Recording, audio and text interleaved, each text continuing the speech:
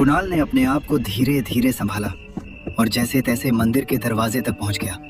वहीं थकावट और डर के कारण वो बेहोश हो गया। कुछ ही देर बाद उसकी आंखें खुली। कुणाल ने देखा कि उसके पास मंदिर के पुजारी बैठे हुए थे। उसकी तरफ गंभीर और शांत नजर डाल रहे थे। बेटा, तू सच में बहुत ही किस्मत वाला है जो इतनी रात में यहाँ पहुँच गया। बाहर तू पूरी तरह बेहोश पड़ा था। मैंने जल्दी से तुझे उठाकर यही लाया है। पुजारी बाबा, वो छाया, वो अजीब सी आवाजें सब पीछे पड़ गई थीं। बेटा, अब तू निश्चिंत हो जा। मैंने तुझ पर हनुमान जी का विशेष आशीर्वाद मंत्र पढ़ा है। इस समय तेरे चारों तरफ एक अदृश्य सुरक्षा घेरा बन चुका है। कोई भी प्रेत, कोई भी परछाई उस घेरे के भीतर कदम तक नहीं रख सकती। बाबा, आपका बहुत बहुत धन्यवाद। अगर आप मुझे समय पर वहाँ से नहीं उठाते तो शायद मैं आज बच ही नहीं पाता। चलो बेटा, मैं तुम्हें सुरक्षित तुम्हारे घर तक छोड़ देता हूँ। वैसे भी इस जंगल में अकेले जाना ठीक नहीं होता। कुणाल पुजारी बाबा के साथ मंदिर से बाहर निकला।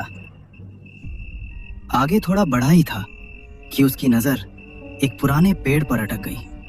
वहां एक बूढ़ा आदमी उल्टा लटका हुआ था। उसकी आंखें सीधे कुणाल पर जमी थी।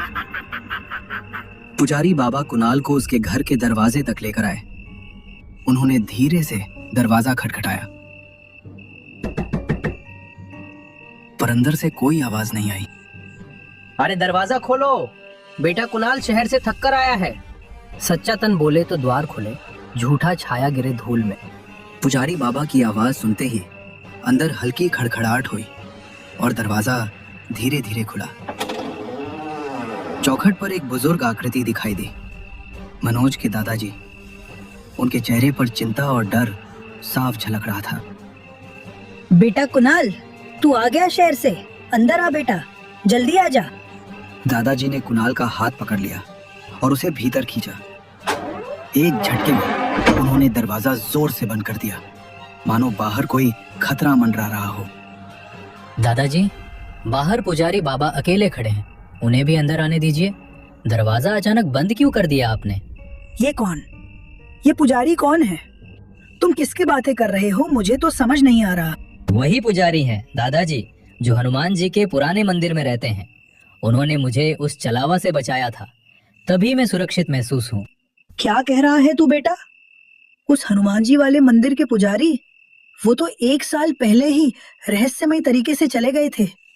उनकी मौत आज तक किसी को समझ नहीं आई।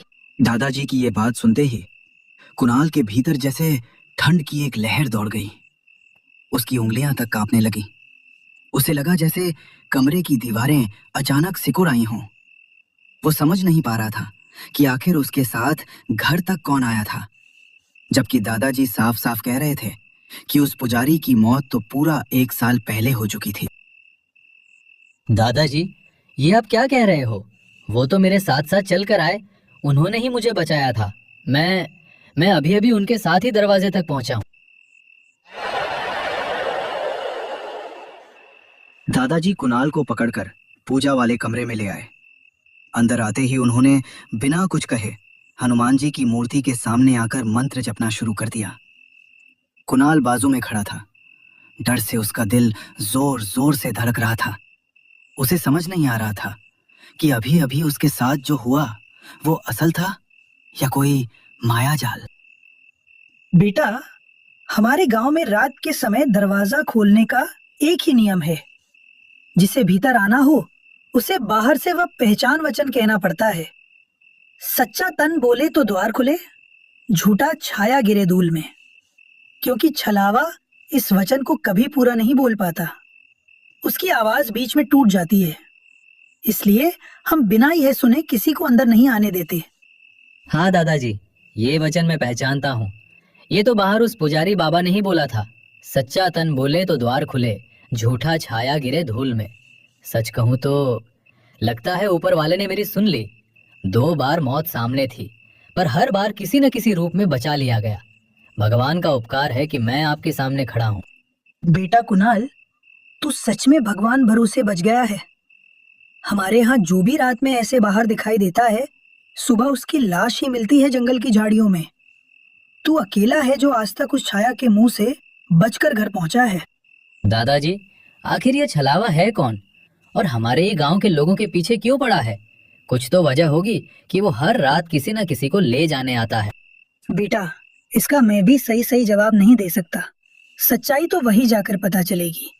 कहते हैं जंगल के बीच एक पुराना पीपल का पेड़ है और उसी पेड़ के पास ये सारी आत्माएं अपना ठिकाना बनाती हैं। कुणाल का मन सवालों से भरा था। पुजारी की बातें सुनकर उसकी नींद जैसे उड़ गई हो। बार बार वो उस पीपल के पेड़ के बारे में सोच रहा था। सोचते सोचते उसके दिमाग में एक अजीब ख्याल चमक उठा।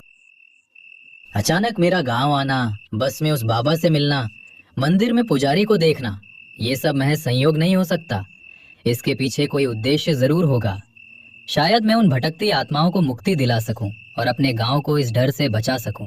कुणाल बिस्तर से उठता है और हाथ में पुरानी लालटेन थामे धीरे धीरे जंगल की ओर बढ़ता है।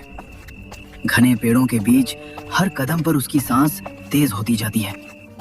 तभी दूर रास्ते के बीचों बीच उसकी नजर कुछ अजीब पर पड़ती है। शायद कोई बुजुर्ग व्यक्ति सिर पर काले कपड़े ढके हुए बिना आवाज के खड़ा। जैसे जैसे कुणाल उसके पास बढ़ता है उसकी रीढ़ पर सिहरन दौड़ जाती है। थोड़ी दूरी तय करने के बाद वो आकृति अचानक गायब हो जाती है और अगले ही पल कुणाल के सामने खड़ी होकर उसे घूरने लगती है, मानो उसकी हर सांस पर निगाह रख रही हो। तुम कौन हो? क्यों तुमने ये रास्ता रोक रखा है? कहाँ से आए और क्या चाहते हो मुझसे? तुम्हें अपनी जान की जरा भी फिक्र नहीं है ना? 2 बार बचकर निकल जाए, पर अब बचना आसान नहीं होगा। अंधेरा तुम्हारे नाम से जाग चुका है और तुम्हारा अंत पास है। कुणाल ने घबराकर अपने मन में हनुमान जी का नाम लिया। हे हनुमान जी, मेरी रक्षा करो, मेरी मदद करो। जैसे ही आवाज गूंजी उस साये का असली रूप सामने आ गया। कुणाल की सांस अटक गई। सामने खड़ा कोई अजनबी नहीं, वही मंदिर का पुजारी था। वही जिसने कुछ समय पहले उसकी जान बचाई थी। लेकिन अब उसका रूप कुछ और ही था। अरे पुजारी बाबा, आप? पर आप तो... कुणाल, सोच ले, जिस राह पर तू चल पड़ा है, क्या सच में तुझे लगता है कि तू उनका सामना कर पाएगा, जिनसे पूरा गांव वर्षों से डर कर भागता है? क्या तू अकेला उनके सामने टिक पाएगा? बाबा, जब मैं ये गांव छोड़कर शहर गया था तब तो यहाँ ऐसी कोई भी डरावनी बात नहीं होती थी। लेकिन अब ये सब कैसे हो रहा है? ये बदलाव क्यों आया? बदला? कुणाल, वो सिर्फ बदला ले रहा है, पूरे गांव से अपनी पुरानी दुश्मनी का बदला। करीब 4-5 साल पहले की बात है। ठीक उसी समय जब तुम शहर चले गए थे, इस गांव का जमींदार भैरव सिंह, उसका नाम ही काफी था डर फैलाने के लिए। क्रूर, लालची और निर्दयी इंसान था वो। गांव वालों की कई जमीनों पर जबरदस्ती कब्जा कर लिया था, पर उसकी सबसे भारी भूल थी मंदिर की भूमि पर नजर डालना। उस जमीन को हथियाने के लिए उसने मंदिर गिराने की ठान ली और मुझे, उस मंदिर के पुजारी को, बेरहमी से खत्म कर दिया। ये देखकर गांव वाले भड़क उठे और उन्होंने मिलकर भैरव सिंह को मार डाला। पर उसी दिन से उसकी आत्मा भटकती है, रूप बदलकर वही छलावा बनकर इस गांव से बदला ले रहा है। बाबा बताइए, इस गांव को उस आत्मा से बचाने का रास्ता क्या है? आखिर हम उसे कैसे रोक सकते हैं? उस जमींदार की आत्मा अभी भी भटकी हुई है कुणाल। उसका क्रोध शांत नहीं हुआ। उसे रोकने का केवल एक ही उपाय है। तुम्हें उसके शरीर के बचे खुचे अवशेष ढूंढने होंगे। वो अवशेष कहाँ मिलेगा पुजारी बाबा? वो तो मुझे भी नहीं पता, उसे तुम्हें ही ढूंढना होगा। हाँ, याद आया, सूखा पीपल का पेड़। जरूर वहीं आसपास में जमींदार को मारा होगा। मुझे उन हड्डियों को ढूंढकर आप दोनों को मुक्ति देना होगा। कुछ आत्माएं मरने के बाद भी यूं ही भटकती रहती हैं और वे नहीं चाहती कि कोई उनकी सीमाओं को पार करे। पर आज की रात कुणाल ने वही कदम उठा दिया, एक ऐसा कदम जिसकी सजा कभी कभी जिंदगी नहीं, सीधा मौत होती है। करीब रात के 2 बजे, जब पूरा गांव गहरी नींद में डूबा था, कुणाल अकेला एक लालटेन लिए रास्तों पर उतर पड़ा। वो उसी पुराने पीपल के पेड़ की ओर बढ़ रहा था, एक ऐसा स्थान जहां आज तक कोई लौट कर आया नहीं। कुछ ही देर में जंगल की खामोशी चीरते हुए कुणाल उस डरावने पीपल के पेड़ के सामने खड़ा था, जिसे मैं अब तक डर समझता रहा। शायद वही अब मेरा रास्ता बन गया है। कुणाल, किस हिम्मत से इस जगह कदम रखा?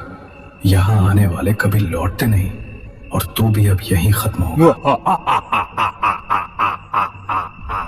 लेकिन वो आत्मा तो किसी भी तरह की शांति स्वीकार ही नहीं करना चाहती थी। उसकी आंखों में सिर्फ बदले की आग धधक रही थी। अचानक उसकी विकराल काया हवा में फैल गई। वो साया उड़ता हुआ सीधा कुणाल की ओर बढ़ा। उसे देखते ही कुणाल का खून मानो जम सा गया। उसकी उंगलियां कांपते कांपते सुन्न पड़ने लगीं। हाथ की लालटेन डर से थरथरा रही थी। रुक जा। ये तावीज, ये मेरी खाल तक को चीर रहा है। आग की तरह चुभ रहा है। इसे हटा दे, दूर फेंक दे। आत्मा क्रोध से भरकर जोर जोर से चिल्लाने लगी। उसकी आवाज इतनी तेज थी कि पूरा जंगल गूंज उठा।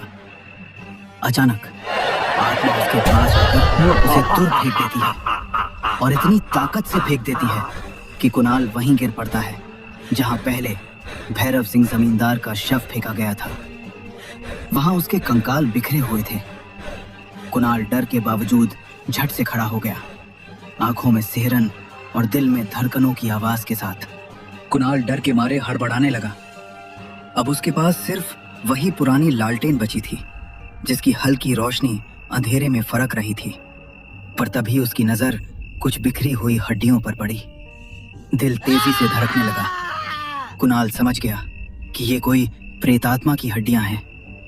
हाथ कांपते हुए उसने लालटेन उठाई और झटके में उसे उन हड्डियों के ऊपर फेंक दिया। जैसे ही लालटेन की आग हड्डियों को छूती है, एक भयंकर रोशनी और गर्मी फैल गई। तभी वो अनुभूति हुई। भैरव सिंह जमींदार की आत्मा शांत हो गई और उसकी आत्मा धीरे धीरे मुक्त होने लगी थी। उसी के साथ अन्य भटकती आत्माएं भी मुक्ति पा गईं। मंदिर के पुजारी बाबा की आत्मा भी अब शांति से मुक्ति मिल गई। कुणाल की ताकत खत्म हो चुकी थी। डर, थकान और राहत के मिश्रित एहसास में वो वहीं जमीन पर गिर पड़ा और बेहोश हो गया। फिर सब कुछ शांत पड़ जाता। कुछ दिनों के बाद फिर से कुणाल अपने काम से शहर चला जाता है और अब फिर से गांव में शांति लौट आती है।